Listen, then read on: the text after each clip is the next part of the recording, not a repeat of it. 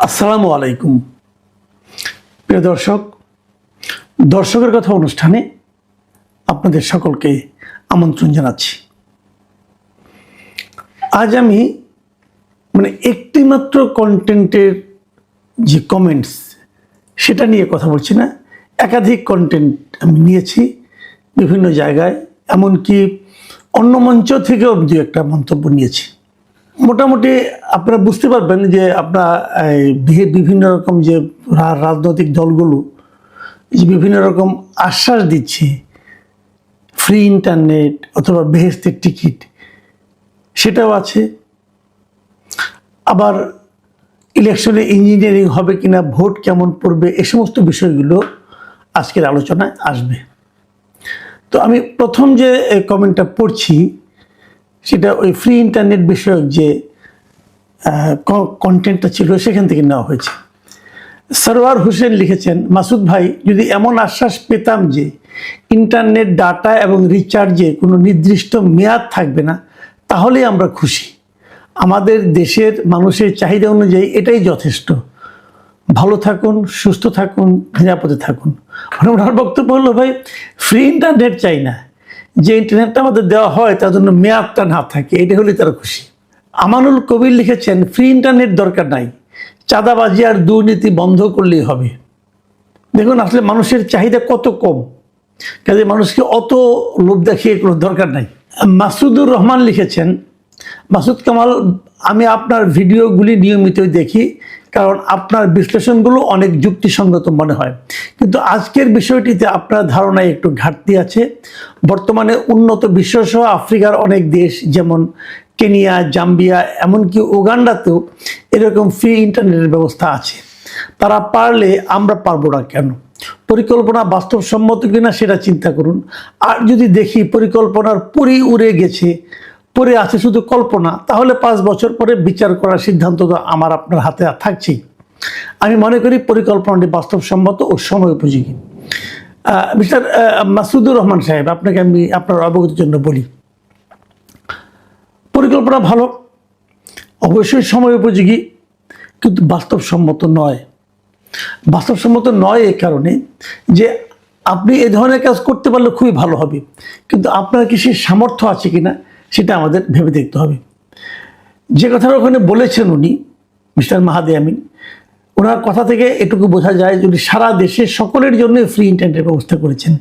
সেটা উনি পারবেন না ভাই, আমি আমার অভিজ্ঞতা থেকে বলছি, যা দেখেছি এ পর্যন্ত গত কয়েক বছরে। আর আপনি যে 3টা দেশের উদাহরণ দিলেন, আমি আপনার অবগতির জন্য জানাই, আপনি আরেকবার চেক করে দেখতে পারেন, গুগলে চেক করলে পাবেন, কোনো সমস্যা নেই। এই 3টা দেশের কোনোটাতেই ফ্রি ইন্টারনেট নাই। উগান্ডা এবং কেনিয়ায় কিছু কিছু শপিং মলে ইন্টারনেট ফ্রি আছে, কিছু কিছু রেস্টুরেন্টে আছে। এরকম রেস্টুরেন্টে ফ্রি ইন্টারনেট তো আমাদের দেশেও আছে। এটা ওই রেস্টুরেন্টগুলো অথবা শপিং মলগুলো তাদের ব্যবসায়িক স্বার্থে এটা করে থাকে, যাতে নাকি লোক বেশি বেশি ওখানে যায়, কিন্তু মোটের উপর ফ্রি ইন্টারনেট নাই ওই দেশে। যাই হোক, আমি পরে মন্তব্যে যাচ্ছি। শিমুল যশোর লিখেছেন, বাংলাদেশের মানুষ দেশকে নয় দলকে ভালোবাসে, এটাই বাস্তব।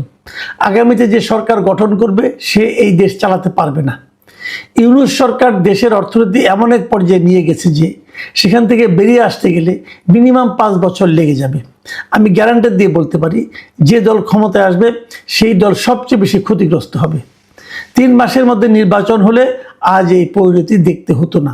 কি হবে এই দেশটির উপায়? শিমুল সাহেব, আমি আপনার সঙ্গে একদমই একমত। এই নির্বাচনটা যদি টেনে টেনে 1.5 বছর পর্যন্ত নিয়ে না আসা হতো, তাহলে নতুন একটা রাজনৈতিক দল এসে দেশটাকে গড়তে পারত। এই 1.5 বছরে এই অন্তর্বর্তীকালীন সরকার নিজেদের অযোগ্যতা দিয়ে এই দেশটাকে এমন একটা জায়গায় নিয়ে গেছে, নতুন যে সরকার দায়িত্ব নেবে তারা এসে বিপদে পড়বে। মনসুর আবু লিখেছেন, বর্তমান সরকারের অধীনে নির্বাচন নিরপেক্ষ হবে না। বিএনপি ফাঁদে পড়ে গেছে, তাদের উচিত ছিল কেয়ারটেকার সরকারের দাবি করা। বর্তমান সরকারের প্রধান কাজ ছিল কেয়ারটেকার সরকার ব্যবস্থা ফিরিয়ে আনা। আবারও বর্তমান এবং পরবর্তী নিরপেক্ষ নির্বাচনের আশঙ্কা থেকে গেল। আশঙ্কা নয়, কেয়ারটেকার সরকার ব্যতীত নিরপেক্ষ নির্বাচন সম্ভব নয়। বিএনপি কেন বুঝলো না এটা ইসলামী দলের সরকার? ইমরুল লিখেছেন, 25 থেকে 30% ভোট পড়বে, এর চেয়ে বেশি হবে না। কারণ মানুষের মধ্যে ভোটের আকর্ষণই নাই। রেজাউল করিম লিখেছেন, অন্তর্ভুক্তিমূলক নির্বাচন না, তাই লোকজনের আগ্রহ নেই। এটা কিন্তু একটা কারণ হতে পারে আসলে। মুজাম্মেল হক লিখেছেন, এই নির্বাচনে জামাত পাশ করবে এবং সরকার গঠন করবে এবং এই ফলাফল বিএনপি মেনে নেবে না, পরবর্তীতে দেশে একটি গৃহযুদ্ধ হবে। এটাও কিন্তু আমি একদম উড়িয়ে দিচ্ছি না। জসিম ভুইয়া লিখেছেন, আমি ঢাকা থেকে চট্টগ্রাম গেছি ইদানিং এবং ঢাকা থেকে পটুয়াখালী গেছি শুক্রবার শনিবার, কিন্তু কোথাও কোনো উৎসাহ উদ্দীপনা দেখিনি, মানুষের তেমন আগ্রহ নাই এই নির্বাচনে। মিল্লা আব্দুল খাউম লিখেছেন, মানুষ ভোট দিতে আসতে চায় না, কারণ ভোট দিয়ে সাধারণ মানুষের কোনো উপকার হয় না, যে ক্ষমতায় আসে সেই লুটপাট করে খায়। রিয়াদ লিখেছেন, জনাব আসসালামু আলাইকুম, নির্বাচন যত ঘনিয়ে আসছে ততই আওয়ামী লীগের সাধারণ সমর্থক থেকে শুরু করে সবাইকে ভোট কেন্দ্রে যেতে হুমকি ধামকি দেওয়া হচ্ছে। যদি কেউ ভোট কেন্দ্রে না যায় সে আওয়ামী লীগের দোসর এবং তাকে বিভিন্ন মামলায় ফাঁসিয়ে দেওয়ার হুমকি দেওয়া হচ্ছে। এরকম কথা আমিও শুনেছি এবং যদি এটা সত্য হয়ে থাকে আমি মনে করি এটা খুবই একটা খারাপ কাজ হচ্ছে। মানুষের যেমন যাকে ইচ্ছে তাকে ভোট দেওয়ার অধিকার আছে, মানুষ যদি ভোট না দেয় এটাও কিন্তু তার অধিকারের মধ্যেই পড়ে।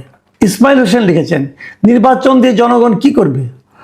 দেশে নেই গণতন্ত্র, নেই মানবতা, নেই বাক স্বাধীনতা, নেই আইনের শাসন। বিগত 17 মাস যাবৎ চলছে মব, সন্ত্রাস ও জঙ্গিদের শাসন।